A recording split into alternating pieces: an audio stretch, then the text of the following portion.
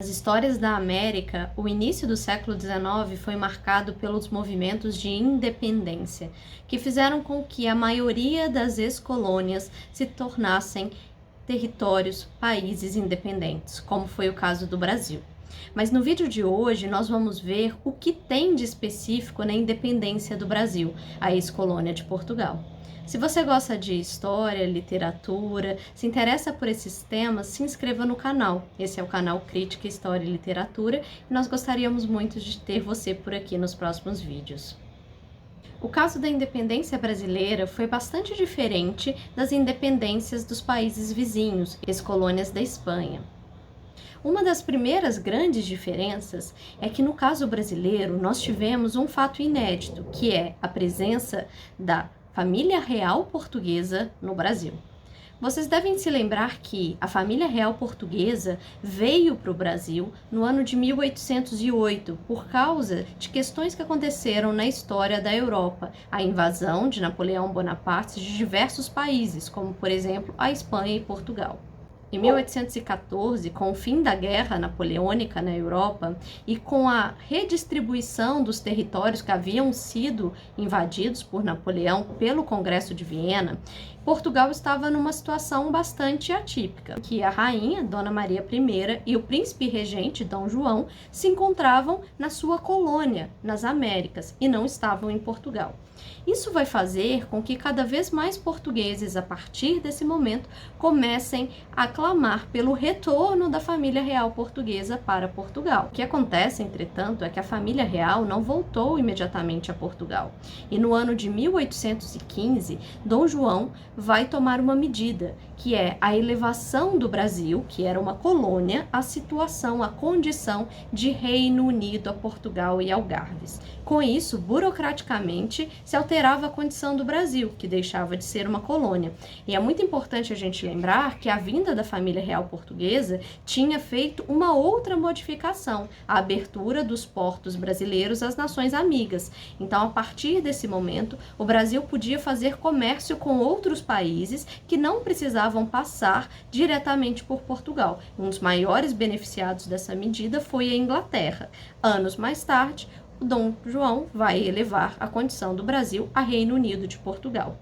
A rainha, Dona Maria I, vai falecer no mesmo ano e o Dom João vai ser coroado, agora Dom João VI, rei de Portugal e do Brasil. No ano, então, de 1820, vai estourar em Portugal um movimento que vai ganhar o nome de Revolução Liberal do Porto. Esse movimento, ele era baseado nas ideias iluministas. Para entender a história dos séculos XVIII e do século XIX, é muito importante que a gente sempre tenha em mente a influência das ideias iluministas. Essas ideias vão fazer com que os portugueses que estavam nessa revolução comecem a desejar e exigir o retorno do rei, Dom João VI, mas para um governo que já não seria mais um governo absolutista. O rei retornaria, mas ele estaria condicionado a obedecer às leis de uma constituição que seria feita. Por isso, ela é uma revolução baseada nas ideias iluministas, ideias que vão trazer sempre as questões de liberdade política, liberdade econômica, liberdade de pensamento, entre outras ideias. Esse movimento ele foi influenciado pela crise política que acontecia em Portugal naquele momento, já que a família real não estava em Portugal, estava aqui na colônia. Um outro motivo era uma crise econômica. Portugal deixou de ganhar muito dinheiro quando o monopólio colonial do comércio com o Brasil foi quebrado pela abertura dos portos às nações amigas. Essa medida foi muito boa para o Brasil, mas não foi tão boa para os setores comerciantes portugueses, que passaram a ter menor influência sobre o comércio da colônia, que produzia muitas riquezas e que vendia muitos produtos para o mercado externo, para a Europa e outros lugares. Esse movimento da Revolução Liberal do Porto também teve outras motivações de uma crise militar, Quando a família real portuguesa vem para o Brasil, deslocam-se para cá diversas tropas do exército português. E durante o período da invasão do Napoleão em Portugal, vão ficar em Portugal algumas tropas da Inglaterra. E naquele momento que o rei não retorna a Portugal, vários oficiais ingleses vão fazer parte dos altos postos do exército português. E isso vai desagradar bastante alguns setores da sociedade portuguesa. Os ingleses tiveram participação também nos governos provisórios que governaram durante a ausência do rei ou da rainha de Portugal. É interessante a gente observar que, embora essa revolução do Porto ela tenha como base as ideias iluministas e ela preze pela liberdade econômica, liberdade política, esses portugueses, a maioria deles, defendia restrições de liberdades na colônia. Então, eles queriam a aplicação dessas ideias liberais em Portugal, mas queriam a retomada do controle do Brasil, inclusive a restrição de livre comércio do Brasil com outras nações. Então, esse é um exemplo de uma contradição desse movimento. Desejava ideias liberais para Portugal, mas queria o reforço da situação colonial para o Brasil. Nesse ano, então, de 1820, a Revolução vai começar dentro dos setores militares portugueses e eles vão estabelecer um governo provisório em Portugal para que se pudesse governar na ausência do rei, em nome do rei e exigindo o retorno do rei para Portugal. Eles também desejavam o estabelecimento das cortes portuguesas, que era uma espécie de parlamento português. Qual seria a função dessas cortes? Esses parlamentares portugueses seriam votados e eles deveriam escrever uma constituição, um conjunto de leis para que o rei passasse a obedecer essas leis. Então, na prática, essa revolução estava colocando fim no absolutismo português. A partir desse momento, o rei de Portugal teria que obedecer a essas leis escritas pelas cortes portuguesas. No Brasil, essa revolução também teve apoio de setores militares, que fizeram com que a determinação de implantação de juntas governativas nas capitanias, que a partir de então passaram a se chamar províncias, fosse implementada. Então, em cada província foi estabelecida uma junta governativa, que era formada por políticos que vão apoiar essa revolução do Porto, vão apoiar essas ideias liberais. Quais ideias principalmente? Da monarquia constitucional, de uma monarquia em que o rei fosse obrigado a governar seguindo uma constituição. Esse movimento todo fez com que, no ano de 1821, o rei de Portugal, Dom João VI, percebesse que essa situação era extremamente instável e que ele poderia correr o risco de perder o trono se ele não retornasse a Portugal. E por isso ele decide embarcar no navio e fazer essa viagem de volta. A gente precisa lembrar que nesse momento é um contexto extremamente delicado na história das Américas. Os territórios vizinhos ao Brasil estavam passando por processos de independência. Processos que foram feitos, na maioria das vezes, com guerras contra a Espanha. Então, os políticos brasileiros, a elite brasileira, proprietários de terras, grandes comerciantes, eles estavam bastante preocupados com essa situação, afinal de contas, eles temiam que, no Brasil, houvessem movimentos de revolução, como o caso do Haiti, que fragmentassem o território, que dividissem o território brasileiro em vários países que ficariam independentes, às vezes com movimentos populares, como foi o caso do Haiti.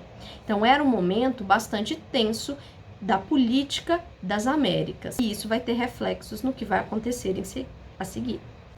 As cortes portuguesas vão começar as suas reuniões antes mesmo dos deputados brasileiros chegarem a Portugal, porque nessas cortes teria a participação de deputados de todo o território do Reino Unido Português, do qual o Brasil fazia parte. Só que antes mesmo desses deputados brasileiros embarcarem e chegarem na Europa, eles já começaram as reuniões e tomaram algumas decisões, algumas medidas. E uma dessas medidas era a tentativa tentativa de revogar os acordos comerciais de Portugal com a Inglaterra, algo que desagradava a elite econômica brasileira, já que os proprietários brasileiros e os grandes comerciantes brasileiros tinham mais vantagem vendendo diretamente aos ingleses do que vendendo para os portugueses, para que os portugueses decidissem o destino daquelas mercadorias. Outra decisão das cortes portuguesas foi a subordinação das províncias diretamente a Lisboa. Então agora o governo de cada província, Minas Gerais, São Paulo, Rio de Janeiro, Bahia, dentre várias outras, não iria se reportar diretamente ao Rio de Janeiro, que era a capital do Brasil. Iria se reportar diretamente a Lisboa. Isso ia enfraquecer o governo do Rio de Janeiro. Essa medida também vai desagradar bastante aqui os brasileiros. Quando Dom João VI vai para Portugal, ele deixa no Brasil o filho dele, o príncipe regente Dom Pedro. O Dom Pedro era o primeiro da sucessão do trono português e ele vai permanecer no Brasil. Essas cortes portuguesas vão exigir o retorno do Dom Pedro a Portugal também, assim como eles exigiram o retorno de Dom João VI. E eles vão querer, além disso, que as principais repartições públicas que vieram aqui para o Brasil quando o Dom João VI, a corte portuguesa, veio fugindo do exército francês, retornassem para Portugal. Isso enfraquecia o poder na colônia, porque várias dessas instituições já estavam instaladas aqui, mas os portugueses exigiam o retorno dessas instituições para Portugal, que voltaria a ser o centro do reino português. E como uma outra medida, as cortes determinaram o envio de novas tropas para o Rio de Janeiro e para o Recife. Para que servem essas tropas? Essas tropas estavam ali dando um recado para os brasileiros, para tentar impedir tentativas de revoluções ou de movimentos que quisessem a independência de todo o Brasil ou de alguma parte dele. A gente precisa lembrar novamente o contexto da América nesse momento. Com todas essas movimentações e contexto, a elite brasileira, os políticos brasileiros vão defender a permanência do Dom Pedro no Brasil. No primeiro momento, algumas dessas pessoas que faziam parte da corrente conservadora política no Brasil defendia a permanência do Dom Pedro I como uma forma de manter a união com Portugal, mas um pouco depois vão defender já a independência do Brasil com o Dom Pedro. Dom Pedro I vai acabar adotando também essa postura e ele vai receber uma ordem para retornar a Portugal, uma ordem que exigia o retorno dele. E então, no dia 6 de janeiro do ano de 1822, ele vai dizer que ele não vai retornar a Portugal. E esse vai ficar marcado na nossa história como o dia do fico, o dia em que o Dom Pedro se recusa a retornar a Portugal, o que era uma ordem, não era um pedido. Era uma exigência que ele retornasse. E a partir desse momento, as próximas ações de Dom Pedro e dos grupos políticos brasileiros, elas vão caminhar cada vez mais para a ruptura com Portugal, para a nossa independência. Dom Pedro vai determinar, então, que ele não vai retornar a Portugal, ele vai ficar no Brasil e vai determinar que a partir daquele momento todas as tropas portuguesas que estavam aqui no Brasil, que não lhe jurassem fidelidade, deveriam ser expulsas do território e retornar a Portugal. Dom Pedro vai ter a seu lado ministros que vão auxiliá-lo na tomada de decisões políticas do Brasil. Um dos principais desses ministros vai ser o José Bonifácio de Andrada e Silva. José Bonifácio era filho de um grande proprietário de terra, produtor de açúcar da região de Santos. Ele havia estudado na Europa, foi professor universitário em Coimbra e ele tinha algumas ideias políticas, algumas que eram mais progressistas para a época, como, por exemplo, ele defendia a redução gradual do tráfico de escravos e da escravidão. Ele também incentivava a permissão da imigração de estrangeiros para o Brasil, da entrada de estrangeiros aqui no nosso território e uma certa reforma agrária. Mas no território político ele era um liberal conservador. Ele defendia para o Brasil um modelo de governo de monarquia, embora fosse uma monarquia constitucional. E essa monarquia teria a representação de pessoas pertencentes à elite econômica da sociedade. Então era uma espécie de governo em que somente as pessoas ricas poderiam participar. como nós veremos que vai ser exatamente o tipo de governo após o Brasil ficar independente. Uma monarquia constitucional com participação pequena da sociedade, somente dos setores da elite econômica, os grandes proprietários de terra e os grandes comerciantes, excluindo-se a imensa maioria da população do Brasil naquele momento, porque boa parte da população do Brasil naquele momento era escravizada, ou era indígena, ou era uma população livre, mas sem condições econômicas.